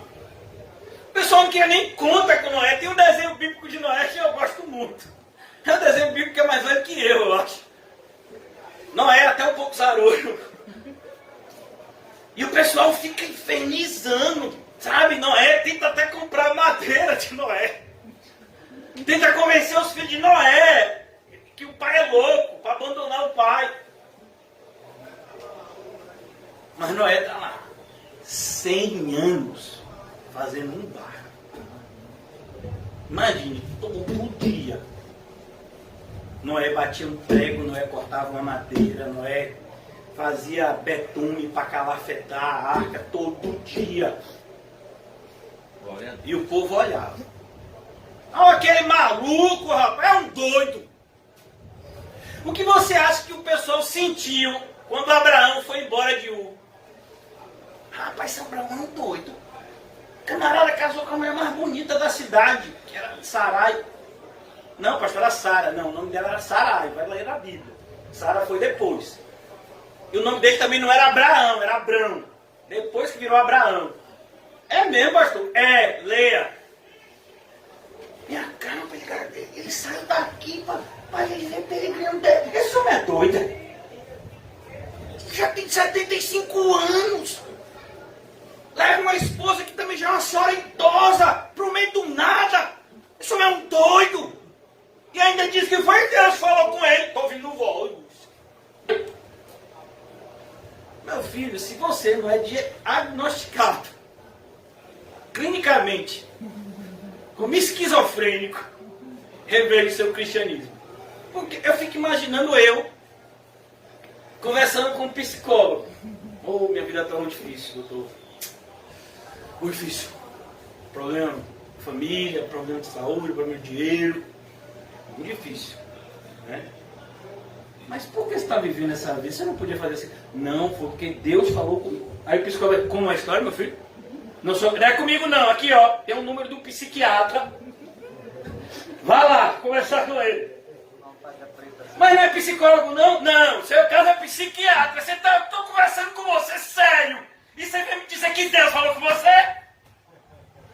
Eu sou psicólogo, rapaz, me respeite. Você está me dizendo que, Deus falou com você, Zé Ninguém. Meu filho, nem o prefeito está querendo falar com você, está querendo dizer que, Deus chamou você. Vai para o psiquiatra, seu doido. Isso é o que um psicólogo decente faria. Se ele fosse né, condizente com o que ele estudou na faculdade. Mas é um crente ouviu a voz de quem? De Deus. As minhas ovelhas ouvem a minha voz e me seguem. Quem foi que chamou o crente? Ah, foi o pastor. Ah, foi o irmão. Não, foi Jesus usando fulano e fulano. Mas foi Jesus que falou comigo. Então você está dizendo que aquele Jesus que morreu na cruz e que os crentes doidos dizem que ressuscitou e está no céu, falou com você, para você vir congregar nessa igreja no meio do nada. Você é um doido, rapaz. Por isso que vai passar fome mesmo. Por isso que vai ficar desempregado. Por isso que não vai para canto nenhum, seu doido, nunca você não acordar. Tá vendo que isso é um sonho? Não, eu sei o que eu vi. Então o negócio é pior ainda. É isso, irmão. As pessoas vão odiar. Por quê? Porque elas não conseguem nem ver e nem ouvir o que a gente vê e ouve. Alguém já leu Apocalipse? Já estudou? Não, pastor, tenho vindo aos cultos de terça-feira e dormido? E pensado no jogo do Bahia, do Vitória, do sei lá, na sua conta que tem que pagar? Cara, você já estudou Apocalipse? Ouça o que o Espírito tem a dizer às igrejas. O Espírito fala. Fala. Rapaz, eu estava na igreja, Deus falou comigo. Imagina você falando isso para um crente, para um ímpio. Mas que está com a vida que está? Bem-aventurados sois quando os homens vos odiarem. E quando vos expulsarem da sua companhia. Quem já foi rejeitado? Quem já foi muito rejeitado? que já foi rejeitado até pelos seus familiares. Pastor, você ainda está com a mão levantada? Tô. É assim, meu filho. Sabe como é que tem familiar meu que fala comigo? Quase chorando. O bichinho tinha tudo para dar certo. É. Formou em direito. Menino, com 22. Tinha um negocinho dele, tudo direitinho. Mas eu tenho fé que ele ainda vai ajeitar a vida dele. Porque a vida está toda torta. Não! É porque não tem dinheiro. É porque não tem sucesso. Então, a vida não está como as pessoas do mundo queriam que a nossa vida estivesse. Mas a vida não é nossa. Então, mas elas ficam infelizes por nós. E ainda ficam chateadas. Uma vez um colega meu do passado, que depois, quando teve a oportunidade de fazer o mal, fez. Eu acho até que por causa disso. Sabendo da minha condição financeira, que mudou abruptamente quando eu me converti, ele me ofereceu um negócio que eu ia ganhar muito dinheiro licitamente. Eu tinha uma empresa, já contei isso para alguns irmãos no passado, né? Eu tinha uma cozinha industrial, fornecia alimento. E essa pessoa, sabendo que eu estava passando por problemas financeiros, ele chegou e disse para mim, olha, eu era um advogado, né, famoso. Ele disse, olha, eu advogo para uma determinada empresa e ele vai precisar diariamente de 200 a 300 quentinhas. Irmão, quando eu botei isso no papel, era algo que naquela época, quase 10 anos atrás, ia dar lucro líquido, depois de pagar imposto, funcionário, tudo, de 20 a 30 mil reais. E aí, qual foi a primeira reação? É Deus. Ô Pai, obrigado. Aí eu fui orar para agradecer. Irmão, olha, foi uma das vezes que eu mais ouvi a voz de Deus. E de lá para cá, pouquíssimas vezes, Deus falou comigo como falou dessa vez. Por quê? Porque se não fosse assim, eu estava lá. Se você aceitar isso, eu me aparto de você. Olha, me deu uma tremedeira. E para ligar, para dizer que não vai aceitar. Você acha que a pessoa compreendeu? O camarada tá assim, 3 filhos. A gente dá de mão beijada. Uma oportunidade dessa que caiu do céu, olha. Não, subiu do inferno. E ele diz, não. Também quando precisar de ajuda lá na frente, eu não tô. Eu viro a cara, que nada, fui lá pedir já negócio pra ele e ele não vai aceitar. E aí, meu irmão? Tem gente que não está aguentando ver uma nota de 50 reais no chão. É Deus que mandou. Tem gente que não está aguentando ver uma carteira com nome e endereço do dono, que diz que o dinheiro é dele. Os documentos ele até devolve. Mas o dinheiro foi Deus que mandou. O dinheiro dos outros, Deus mandou para você. Eu não sei que Deus é esse. Pode ter sido Baal, Astarote, Beuzebu. Então aqui, olha, quando vos expulsarem da sua companhia, por que uma pessoa não vai querer a companhia do crente? Por quê? Agora, José falou aqui, você de repente é um crente, cara, legal. Pastor, nunca tive problema não, meus amigos ímpios assim são amigãos meus assim até hoje. É mesmo, meu filho. Então, eu acho que o seu cristianismo tem que dar uma melhorada. Porque a pessoa tem que sentir um cheiro em você. E não é de desodorante vencido. É o aroma de Cristo. O aroma de Cristo é cheiro de vida para alguns, mas é cheiro de morte, porque a pessoa está andando com você e está dizendo, se o que ele falou é verdade, ele está indo para o céu e eu estou indo para o inferno. É o mínimo que a pessoa tem que saber. A pessoa andar com você é o mínimo que ela tem que saber. Que você faz as suas escolhas porque você está andando para o céu. E que essa pessoa que não é cristã ou que é do falso evangelho, ela faz as suas escolhas sabendo que está indo para o inferno. Porque a porta larga, o caminho espaçoso leva à perdição. Ponto. É o que Jesus falou. Alguém vai gostar de ouvir isso? Eu tive uma conversa muito séria com um parente meu, alguns anos atrás, por conta disso. Que a pessoa já tinha me repreendido várias vezes em relação ao meu comportamento, e teve um dia que a pessoa falou assim, de maneira ainda mais grosseira. E eu falei, olha, vou ser bem sincero, eu acredito no céu e no inferno. Você pode até não acreditar, mas eu acredito. E as minhas escolhas são baseadas nessa certeza. A pessoa então ficou calada, com raiva, mas ficou calada. Ô, irmão, se tem uma coisa que a Bíblia fala e deixa bem claro, é que existe céu e existe inferno. A gente tem vivido dias parecendo que vai todo mundo para o céu, quando na verdade a imensa maioria foi para o inferno e está indo para lá. É a pequena minoria que vai para o céu. Fulano morreu, cantor ímpio, vivia impiedade. O céu está mais feliz hoje. O céu?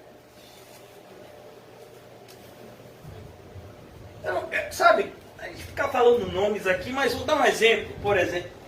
Vamos dar um exemplo. Chico Anísio. Morreu alguns anos atrás, um comediante, né? Ah, o céu está mais alegre. O céu? O céu? É sério mesmo? Esses famosos, aquele homossexual que até era casado, que morreu de Covid, como é o nome dele? Eu me esqueci o nome dele. Paulo Gustavo. Muito famoso, né? Paulo Gustavo, né? Irmãos, ele morreu como homossexual, na prática do homossexualismo. Tem uma repórter famosa, eu achei aqui uma afronta. Uma repórter famosa aqui na Bahia, Jéssica Serra, eu acho o nome dela. Nem sei se eu acertei. Essa mulher, ela ficou doente, se afastou da televisão, voltou e agradeceu publicamente a orixá dela. Eu digo, rapaz, a mulher é corajosa. Por que ela teve essa ousadia? Porque ela acredita que quem curou ela foi o orixá da cura lá, que ela até falou o nome, eu nem sei qual é. E também não quero saber. Porque eu não quero saber de Pombagira, como o José falou, de Exu Caveiro, não sei o quê. Eu não sou do Candomblé, eu sou cristão. Eu quero saber de Paulo, Pedro, Jesus, de Abraão, Isaac, Jacó.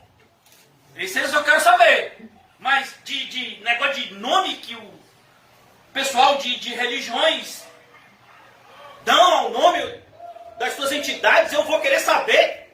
Para mim só tem um nome que eu dou. Qual é? Demônio. É tudo o quê? Demônio. Não, pastor, vai ter que dizer o nome dele. Só se você também estiver endemoniado.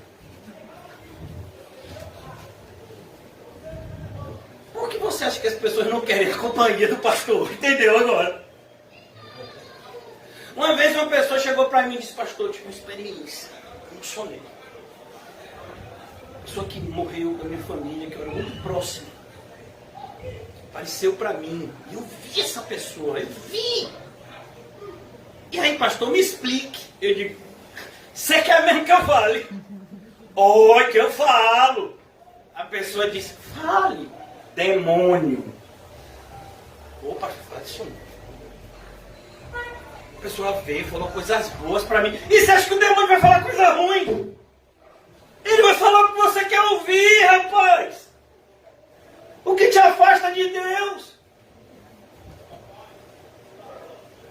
Mas pastor, eu vi, era igualzinho, era a mesma voz. Meu amigo, Satanás enganou a anjos. Você acha que ele não pode enganar você e eu?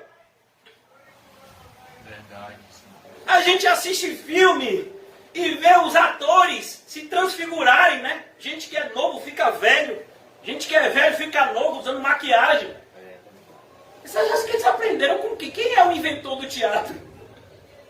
Quem é? Alguém sabe? Valendo 10 pontos. Começa com Sá, termina com Tanás. Pastor, quer dizer que o teatro é de Satanás? Meu filho, o teatro é alguém fingindo uma coisa que ele não é. assistir. Ai, agora veja. Você está pagando para alguém mentir para você. O mundo é assim. Você chega num psicólogo e diz do seu problema, ele vai dizer, já sei, na sua infância, lhe trataram mal, não foi? Você sofreu bullying, não foi? É por isso que você é assim, mal educado. Não, meu filho, você é mal educado porque você é mal educado. Porque você não tem amor pelo próximo. Não é porque você sofreu bullying na adolescência, não. Porque você não ama o próximo. Se você se arrependesse do seu pecado, você tratava as pessoas bem. Você ama. Então quando você fala coisas como essa, você acha que a pessoa vai fazer o que com a sua companhia? Tem aniversário? Chama ele não. Ô irmão, tem gente daqui da igreja que não pode me chamar para casa. Porque familiares querem ver o capeta. E vem. Mas não quer ver o pastor. Olha, se chamar ele, acabou a festa. Viu? Tô mentindo? Tô mentindo? Nem responde, porque já sabe. Porque a minha presença incomoda. E você acha que eu acho isso ruim? Não. Para mim, dói no primeiro momento, porque a carne é fraca. Mas depois eu ainda agradeço. Obrigado, Senhor. Vos injuriarem. O que é injuriar alguém? Atribuir a uma pessoa algo que ela não fez. Um delito que ela não fez. Fulano fez isso e ele não fez. Vos injuriaram. Sabe que a morte de Paulo não foi porque ele era cristão. A morte de Paulo foi porque ele foi acusado de arquitetar o incêndio de Roma. Imagine. Isso é comprovado historicamente. O apóstolo Paulo fazia de tudo para com todos para salvar alguém que não fazia mal ao mosquito. Ele foi assassinado porque Nero, que tocou fogo em Roma, acusou os cristãos de terem feito isso.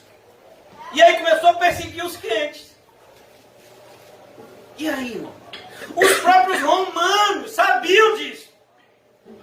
Mas eles não queriam nem saber. Tinham que obedecer a Nero, senão eles também não ser perseguidos, e eles pegavam os crentes e matavam. Os injuriarem. Ó, pastor, vou dizer uma coisa para você. É sério, viu, pastor? Quando uma pessoa fala um negócio e eu estou errado, eu estou errado. Mas se eu tiver certo, varão, eu sei dos meus direitos. É meu. Olha, irmão, vou dizer uma coisa para você. Quem aqui já ceiou? Quem sente a presença de Deus no momento da ceia? Se você não sente, meu filho, então reflita. Então você está lá ceando e você sabe que existe duas formas de cear, correta e incorretamente, e que as duas produzem consequências.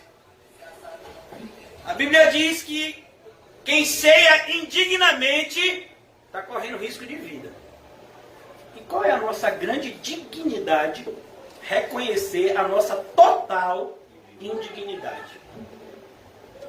Então, irmãos, as pessoas vão mentir a nosso respeito e a gente tem que saber disso. Tem advogado que vai soltar você. Ah, tem um advogado dos advogados que é Jesus. Louvado seja Deus, ele advoga a nossa casa no céu, não é aqui na terra não, irmão. Tem crente que está conjugando o verbo no tempo errado. Você prefere que Jesus te dê a sua parte aqui na terra? É sério que você prefere? Porque aqui nesse mesmo evangelho mostra. Gente que fez essa preferência. Vos injuriarem e rejeitarem o vosso nome como indigno. Nissan! Ah!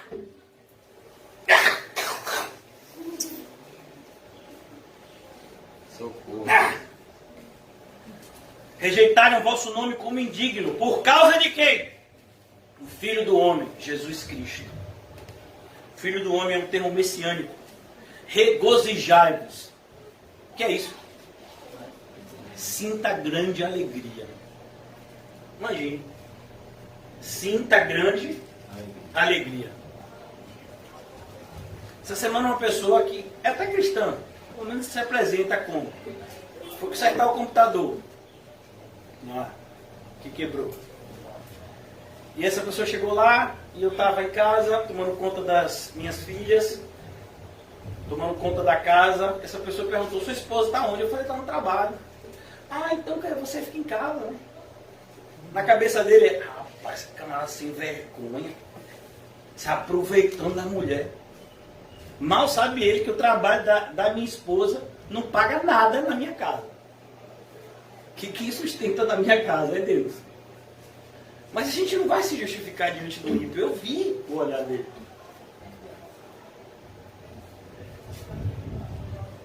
Regozijai-vos. Fique feliz. Eu contei para os irmãos no passado, fui fazer estava no posto de combustível. Eu disse: tem uma campanha aqui, eu não gosto muito dessas coisas. O camarada insistiu. Eu participasse da campanha lá, que tinha uma viagem. Eu falei: tá bom. Qual é a sua profissão? Eu falei: pastor. Sim, não, mas você não tem outra não.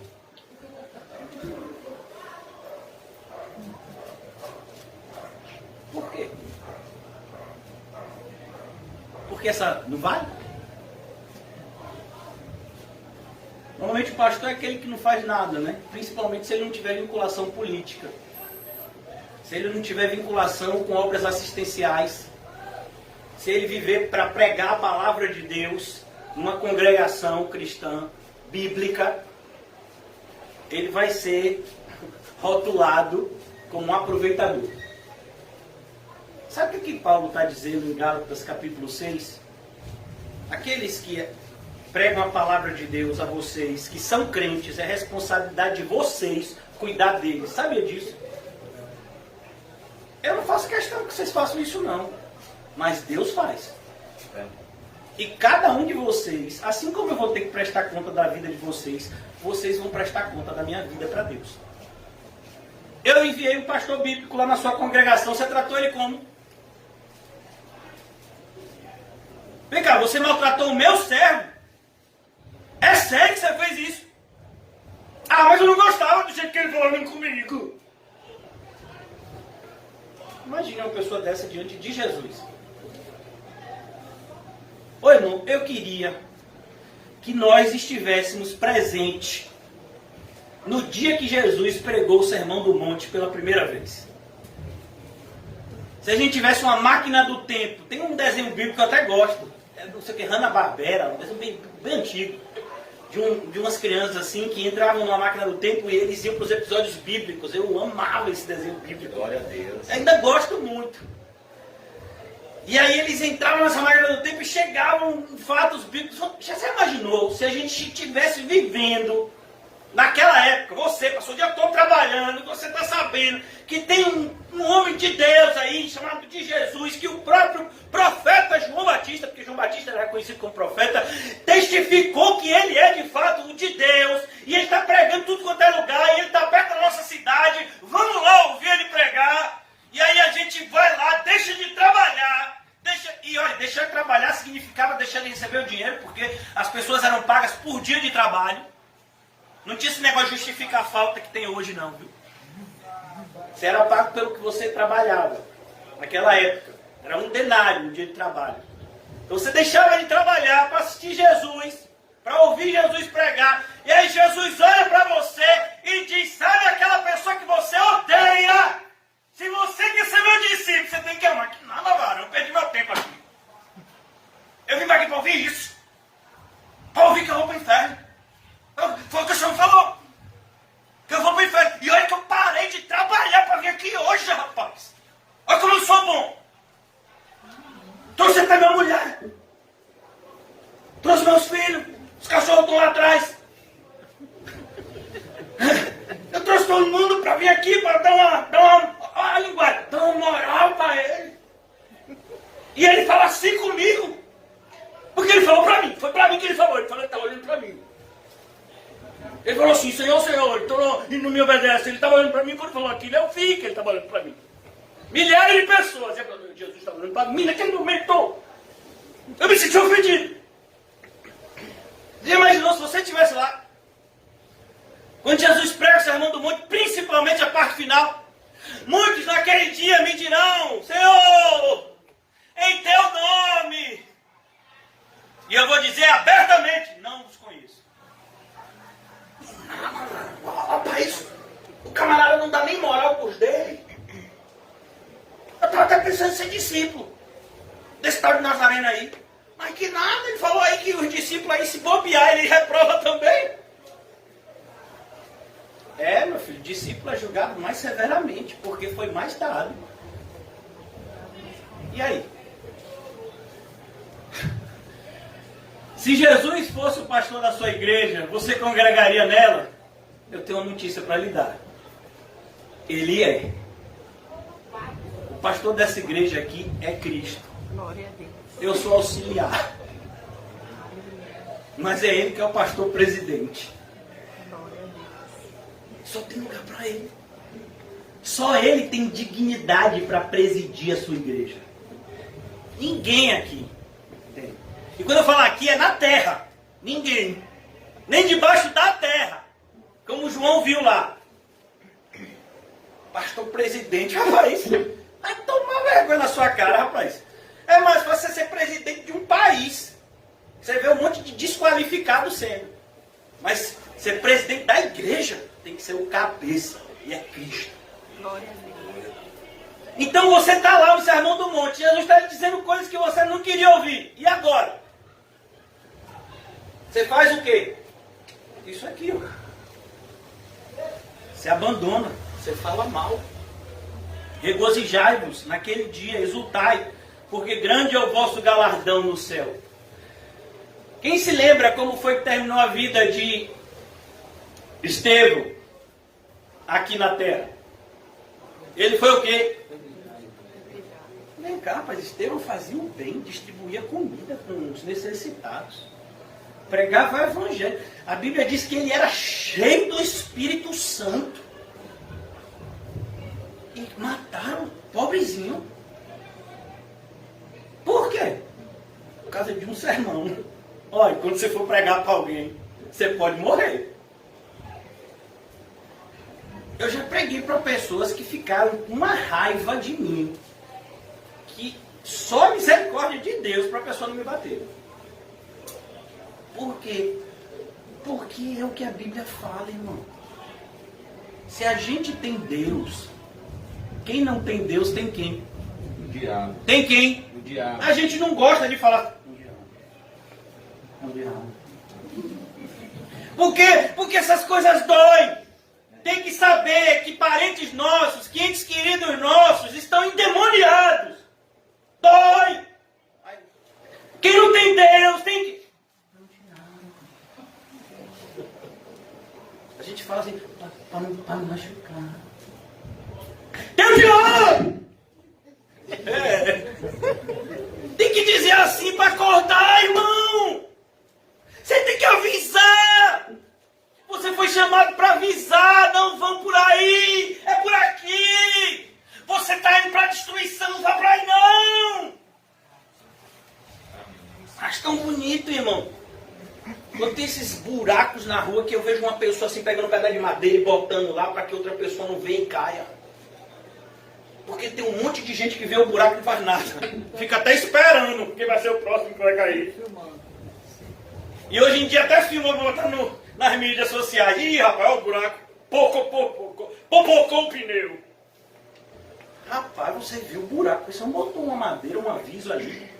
Nada, a obrigação não é minha. A obrigação é do Estado. É para comer PVA. Pago meus impostos. Não tem obrigação nenhuma de voltar à rua. Isso é um crente falando. Imagine. Você sabia que um dos estados mais evangélicos do Brasil é o Rio de Janeiro? Vocês sabiam disso? Você tem ideia? O prefeito do Rio de Janeiro, o último prefeito, que foi até impeachado, ele era pastor evangélico. Era pastor, não, era bispo, né? Mas era líder evangélico. Fizeram uma pesquisa no Rio de Janeiro, alguns anos atrás. Bandido bom é bandido morto. Sabe Quantos por cento essa pesquisa teve? 70%. Você acha que não tinha evangélico dizendo isso? Nem evangélico dizendo isso abertamente. Não, meu filho, bandido bom é bandido convertido. Igual a você, seu bandido. Porque todos nós somos pecadores. Não, pastor, uma coisa é dizer que é pecador, outra coisa é dizer que é bandido, realmente. Pecador é pior do que bandido.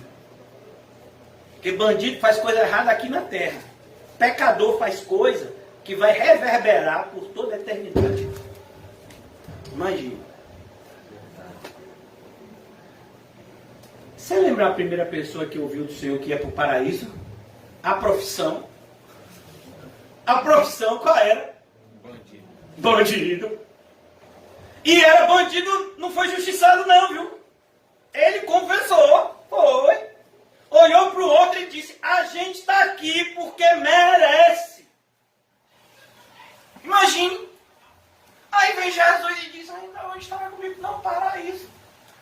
O camarada é fariseu, jejua 2 vezes por semana, dá o dízimo do coentro hortelã, do cominho. O camarada não corta o cabelo. Ele faz aquele negócio do filacté, que trabalho, varão. Ele amarra um negócio na testa que tem aqui a Shimá escrita. Ele faz tanta coisa e Jesus olha para ele e diz, filho do diabo. Rapaz, não, que não, esse Jesus está errado.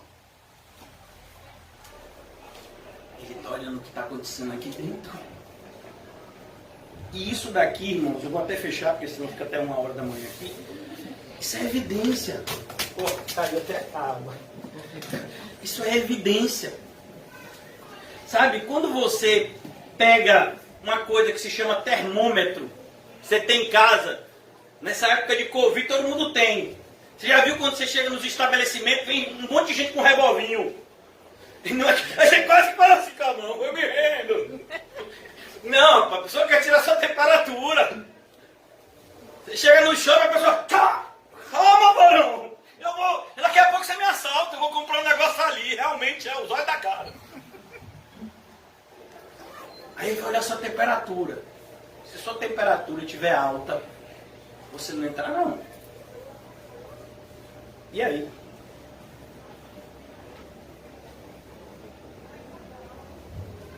Como é que está seu termômetro hoje? O termômetro de cristianismo está dizendo, está mais para crente ou mais para ímpio? Pastor, você, hoje eu acho que eu estou com média 5. Varão, quem diz que está com a média 5 é porque está com média 0. Sabe, quando eu já fui para a escola algum dia, no passado muito distante,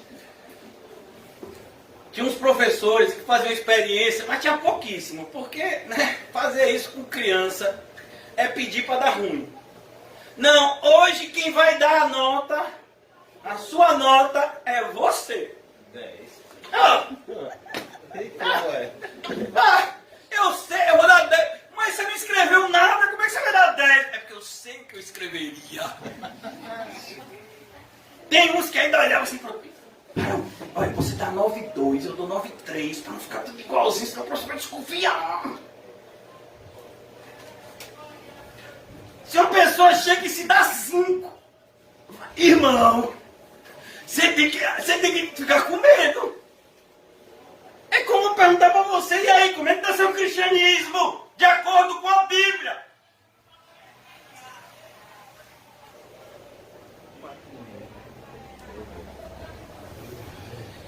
Tem que mudar, irmão. Você está se encontrando com Jesus hoje. Amém. Não, pastor, o que eu estou vendo é um homem feio aí na minha frente. Jesus fala por meio da sua palavra. Amém. E você vai sair daqui sem se arrepender. Mas deixa eu lhe dizer uma coisa, antes da gente terminar. Arrependimento não é você chegar aqui e dizer, não, você realmente parece comigo. Eu tive uma experiência uma vez. Eu estava quase para reprovar em uma matéria. E eu sempre fui católico. Fui criado no catolicismo. Eu tinha uns contratos com Deus assim, sabe? Parecido com a igreja aqui perto. E aí eu falei, Senhor, só passando essa matéria, eu não faço mais isso. Você cumpriu? Eu também não. Depois que eu passei, meu filho. Ó, senhor, o senhor sabia que eu não ia cumprir, né? O senhor sabia. Não é possível, o senhor me conhece. Senhor, eu não faço mais isso, Senhor. E aí você vai e quebra. E você acha que Jesus vai achar tudo normal. Porque Jesus é aquele, né, que passa a mão na cabeça. Não, o Jesus da Bíblia não é assim, não. Ele curou um monte de gente em Cafarnaum, depois voltou lá e disse, vem cá, vocês não se arrependeram ainda por quê? Vocês estão achando que vocês estão indo para o céu, Cafarnaum? Vocês estão tudo indo para o inferno. Pastor, está na Bíblia? Tá, pode ler. Mateus capítulo 11, se eu não me engano. A cidade onde ele operou mais numerosos milagres. Voltou lá dizendo na cara de todo mundo, cadê o arrependimento? Cadê? Me mostra. Então, irmãos, a gente tem que sair daqui transformado. Você tem que ser uma pessoa diferente, não amanhã, hoje. Vá para sua casa hoje de noite, chore. Igual o choro que a gente vê aqui, bem-aventurança. Confesse o seu pecado, diga, Jesus, eu sou um crente de Araque. Eu sei que quem pregou hoje não foi aquele pastor que não tem nem capacidade para falar o que ele falou. Eu sei que foi o Senhor que falou comigo. Me ajuda, Senhor, a sair desse buraco que eu mesmo me meti. Amém. É assim que um crente sincero sai daqui hoje. Em nome de Jesus. Não seja a mesma pessoa, irmãos, porque quem vai arcar com as consequências disso é você. Você vai arcar com as consequências. E não é somente no inferno, não, irmão. O inferno é o pior de tudo, com certeza, de longe. Mas existem consequências que se colhem aqui na terra também. Pense nisso, irmãos. Olhe, até um ímpio é capaz de confirmar uma lei da natureza. Toda ação gera uma reação. E você acha que o mundo espiritual é diferente? Vamos orar.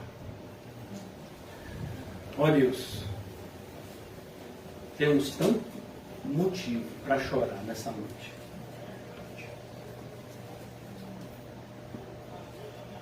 Estamos tão distantes, Senhor. Eu falo por mim. De onde deveríamos estar. Por isso, Senhor, pedimos socorro. A semelhança do clamor de Pedro, quando naufragava, quando afundava, pela dúvida, ele teve fôlego para falar uma única coisa, e ele disse, salva-me! E o Senhor o salvou. Se a gente tiver clamor para dizer só uma palavra, que seja essa, Senhor, nessa noite.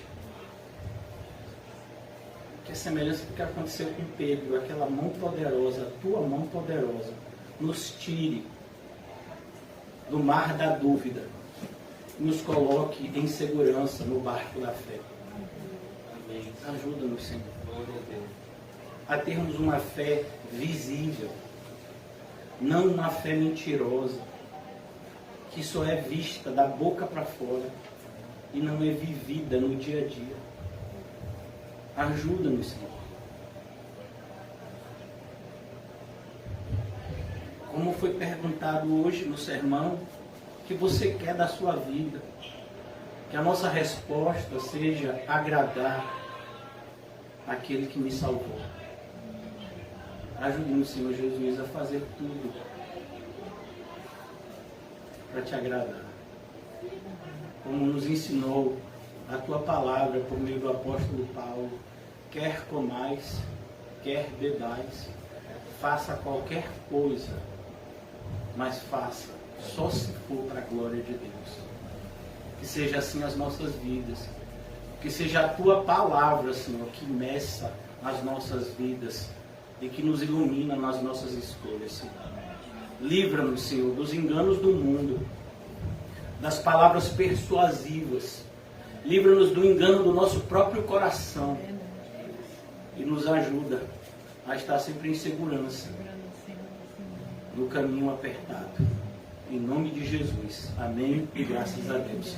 Amém, irmãos? Amém. Saúdem-se mutuamente, mas não se esqueça de se questionar ainda essa noite em oração. O que você quer da sua vida? Amém.